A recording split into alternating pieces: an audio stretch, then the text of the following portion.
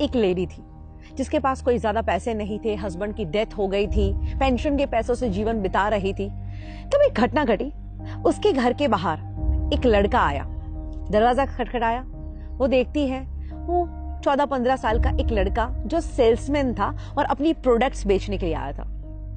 ये लेडी के पास उतने पैसे नहीं थे, तो उसने कह दिया कि देख बेटा, मेरे पास इतने पैसे नहीं हैं, मैं तुझे गलत उम्मीद नहीं दूंगी, मैं तेरी चीज वस्तुएं खरीद नहीं पाऊंगी, पर 2 मिनट तू मेरे घर में आ।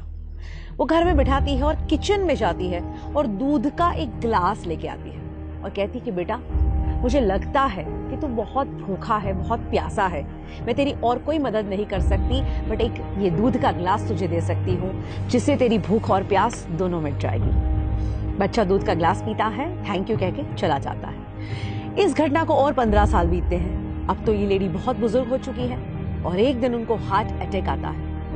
आस पड़ोस वाले उनको हॉस्पिटल में भर्ती करते हैं और जब उनके ऊपर सर्जरी होती है, बाद में वो ठीक होकर अपनी आंखें खोलती है, तब उनको पता चलता है कि उनके ऊपर तो ऑलरेडी एक बहुत बड़ी सर्जरी हो चुकी है और जिसका लाखों का बिल बन चुका है।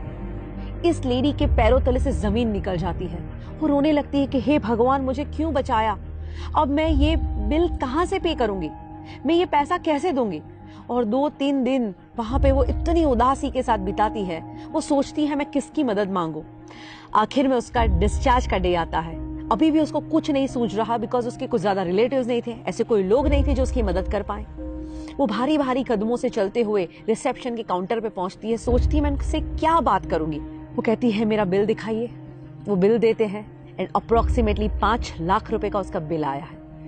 वो बिल देखती है, पर उनको ताज्जुब होता है क्योंकि उस बिल के नीचे लिखा था ऑलरेडी पेड एंड उसके नीचे लिखा था thank you for the glass of milk.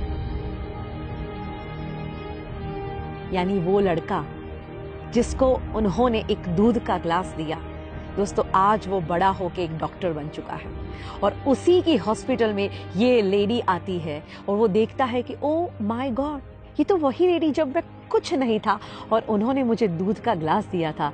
आज ये ऋण चुकाने का मौका मिला है, क्यों ना मैं अपना ऋण चुकाऊं, क्यों ना इनका बिल मैं ही भर दूं। इसीलिए तो कहते हैं कि जब आप अच्छे काम करते हैं, दुनिया गोल है, जो अच्छे काम भेजे हैं सब लौट के वापस आते ही हैं। बट अच्छी बात क्या है कि कुदरत इतनी मेहरबान है हम पे कि जब हम कुछ छोड़ते हैं उससे कई गुना बढ़ के ये लाइफ में वापस आती है। हम हमेशा पूरी जिंदगी लगे रहते हैं दुनिया को इम्प्रेस करने में, बट अगर सही में इम्प्रेस करना है ना तो उस ऊपर वाले को कीजिए।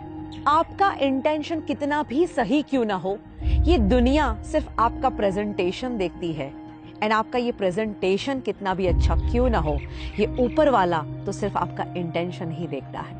तो ये सद्भावना की शुरुआत आज से ही की जाए।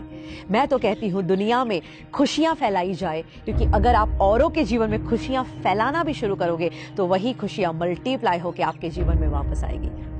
भगवत गीता में बहुत ही सुंदर कहा गया है कि इस दुनिया में कोई भी इंसान अगर दुखी है तो तुम लंबे समय तक खुश नहीं रह सकते। अगर औरों को खुशियां बांटोगे तो तुम्हारे जीवन में खुशियां अपने आप आएगी। और मैं तो कहती हूँ आज के इस दुनिया में किसी के चेहरे पे स्माइल ले आना, वो भी एक बहुत बड़ा आध्यात्मिक काम है। कहते हैं एक उदास चेहरे पे एक प्यारी सी मुस्कुराहट आ जाए और अगर उसकी वजह तुम हो तो समझ लेना इस दुनिया का सबसे धनवान इंसान